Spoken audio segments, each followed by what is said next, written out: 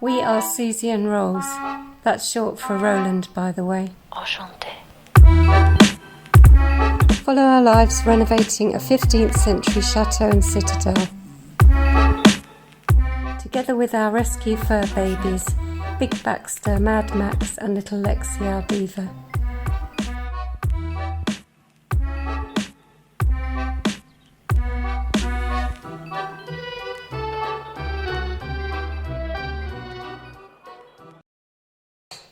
Welcome back. First of all, I want to say a really big thank you for all your lovely comments. We're still working our way through them. We will be replying to them all, as we always try to do. We knew you'd be really keen to hear Susie's results, because we know from all your comments of the past that you're often asking after her and wishing her well, etc. So huge relief for us, and obviously a lot of you feel the same relief. So thank you ever so much for that. Anyway, you'll probably be wondering why I'm on my ladder in front of my fireplace. We're in the Grand Salon.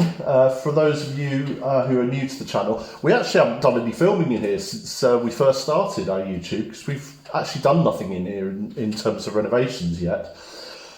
So this may be new to you if you've only recently started joining us. But it's a magnificent fireplace, solid granite here. Absolutely beautiful. Now, I'm not going to be decorating with Christmas decorations today, but doubtless at some point I'll be up on the ladder doing it.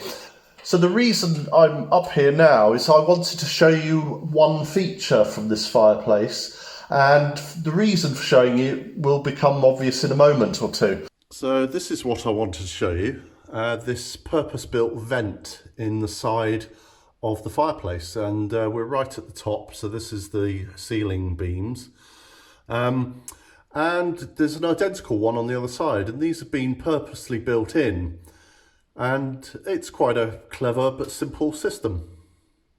So we have two of these vents, one here and one around the corner on the other side there, and what they are designed to do is to recirculate the heat.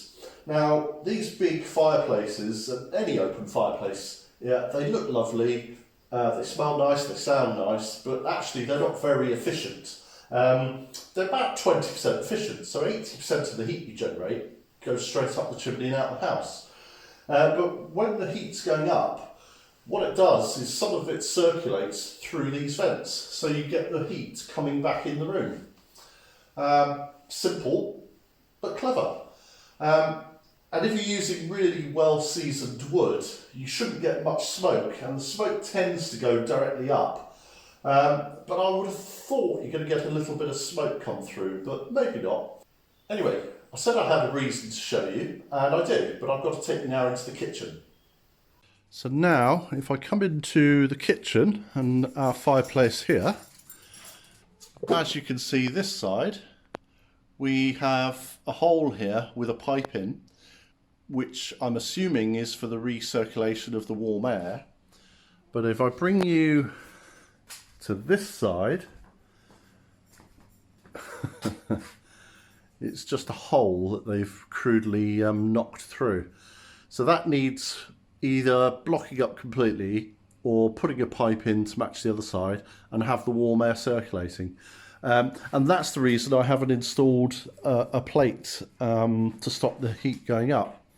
Now, the other reason is I actually like to see what's going on up there, just in case there's anything untoward happening, if there's a problem that we're not aware of, you know, maybe there's a bit of damage to the flue or something like that, and you get a bit of smoke up there, or something's got up there and is potential fire hazard. So I like to be able to see up there, and it's such a small area now, it's actually not worth blocking off.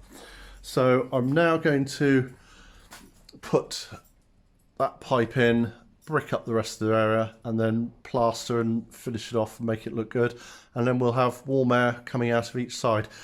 And we know it works because if I put my hand in front of that hole up there when the fire's on, I can feel warm air. Not hot, just warm, but it does mean that we're getting a recirculation of the warm air. So we get two goes at it.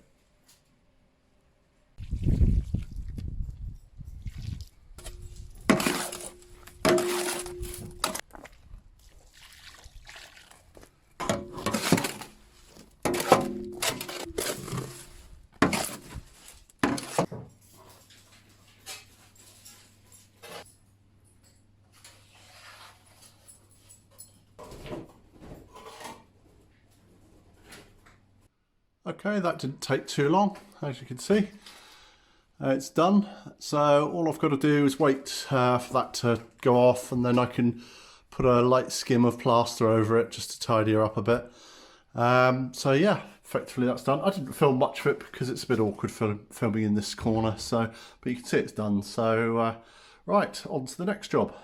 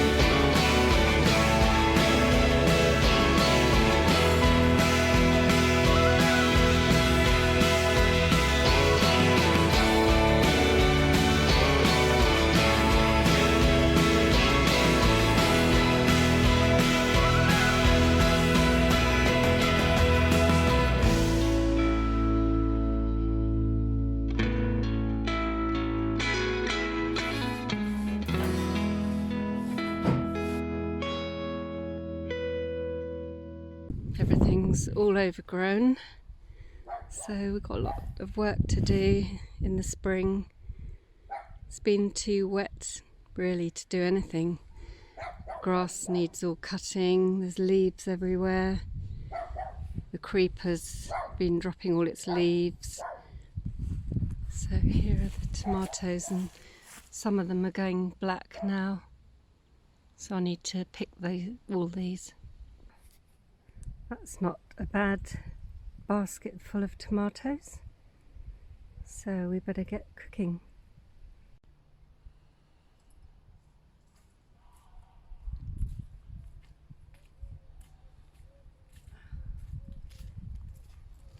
Wow, that's a heavy basket load. So I think the best we can do is make some chutney with these. I've got the old recipe of my granny's runner bean chutney, which I absolutely love. I think we could substitute the tomatoes for the beans.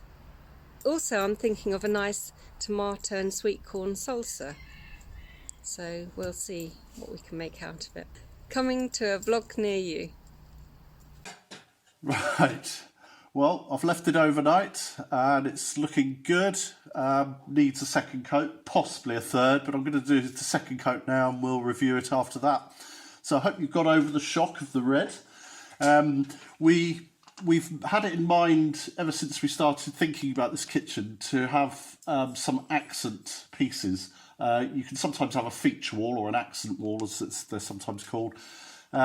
We didn't want to do a whole wall, but we thought we'd do these little areas. So above the fireplace, the alcove in the corner there where the old sink is, and obviously down here, the log store. We thought that would be nice.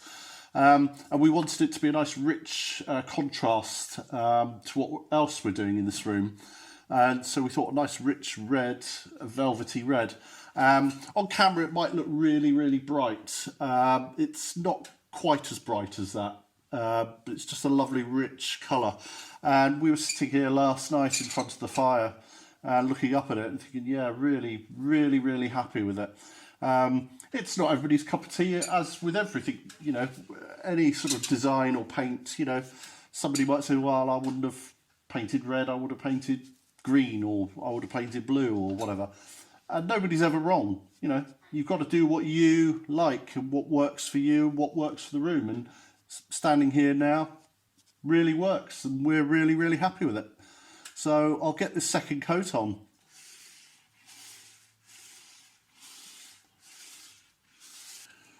Well, whilst you're here, I'd like to take the opportunity to say a very big thank you to those who bought us coffees this week. And I know the accompanying messages that came with them, you know, were so pleased about Susie's news, etc. So I'd like to thank Susan, Pauline, Scylla, Margaret, Jane, Cher, Melody and Alexa. Thank you to all of you. You're very, very generous, and I don't like singling people out, but thank you again, Alexa. You were very kind 3 or 4 weeks ago, and you've been very generous this time. And I know you said in your comment aimed at Susie, this was treat yourself to something nice. So she won't take much persuasion. She'll find something. So thank you to all of you. It's very generous of you, very kind. And, you know, we bought the paint, for example, you know, it's not cheap over here. It's very, very expensive. So it all helps. So thank you ever so much. You're very kind.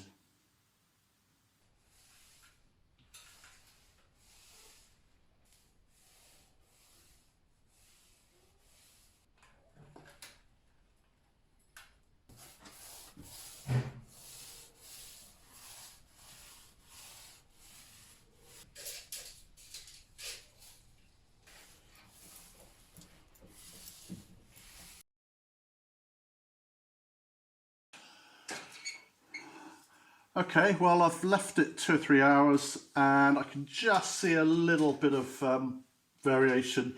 I put a little bit of filler in a couple of deep chunks. I can just see that, so it's definitely going to need a third coat. I've left it 2 or 3 hours, so I can put a third coat on now. It'll take 5 minutes, it's not worth not doing. So I'm going to do that now. And I've just checked on camera, it looks a bit redder on camera than it is in real life. It is a really lovely deep velvety red, whereas on camera it looks just that touch brighter. But no, really nice, we're happy. So I'll get this third coat on and then that should be it.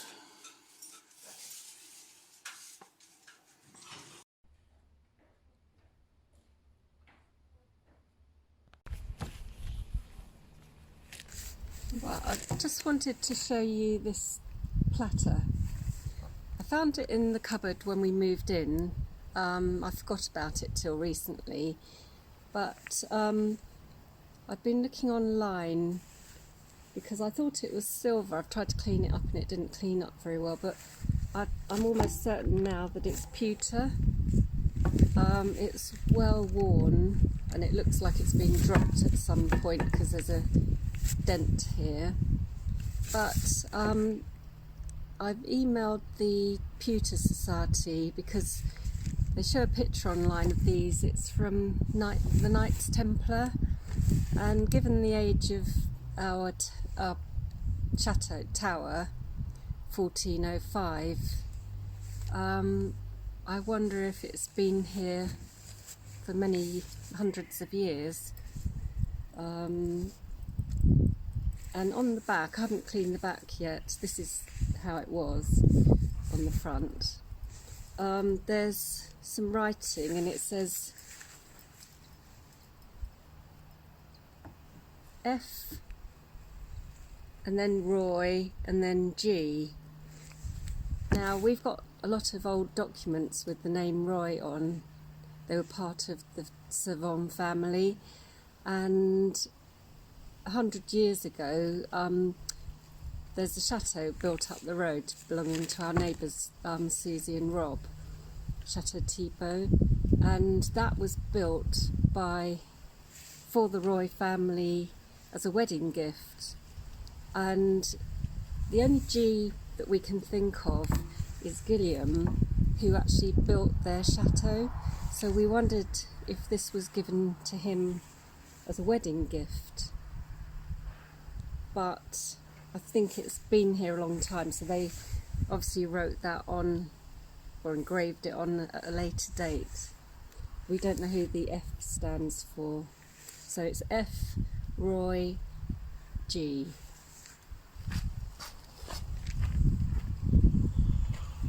Yeah, I was just having a look at some of these older documents while you were talking there, and the name Roy comes up quite often. You have to be a bit careful because Roy could also be king, so it could be in legal documents they've mentioned king or something, but there's definitely the name Roy here, Monsieur Roy, etc. What do you mean, Roy is another name for king? Yeah, French for king, royalty. Royaume-Uni, which is Royal United Kingdom. Royaume-Uni, so you've got to be a little bit careful, but we do definitely have Monsieur Roy mentioned, and here it says the husband of and all this sort of stuff.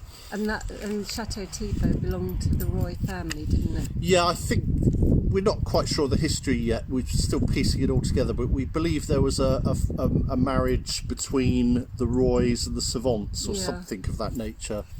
But the Savants owned this chateau for a few hundred years. Well, we're not quite sure how far back they go, but we know that the Savants and the Roys are associated with the place. But one of these documents goes back to 1776 and it mentions him. We may have older ones, so we've interesting. Got some documents going back to 16 something, yeah. So it's very interesting how old that is. We don't know really. So, and we found that in the bottom of the armoire. Yeah. Which I think one of our early episodes when we did a tour of the Grand Salon. I thought it was quite interesting at the time because it looked really old. Yeah. And then I put it away and forgot about it. Yeah. But maybe there's some more hidden treasure underneath the tower like that. Ooh. I don't know why there's just this one. You just want me to drill more holes, don't you? Yeah. Someone mentioned on the comments on our last vlog about I have got a lot of decorations. I have, and I've been collecting them over many years, and some have got special meanings. They're gifts from people, some that aren't with us anymore. And I just wanted to show you this little stocking I bought on Charlotte's first Christmas, my daughter.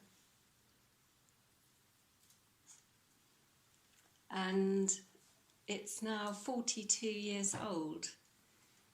I know exactly where I was on my 21st birthday. I was in hospital giving birth to her. That was in September 1980. So I bought this for her first Christmas. And yeah, it's still in one piece. So lots of nice little bits like that. They have a special meaning. And you were not eating it, Max.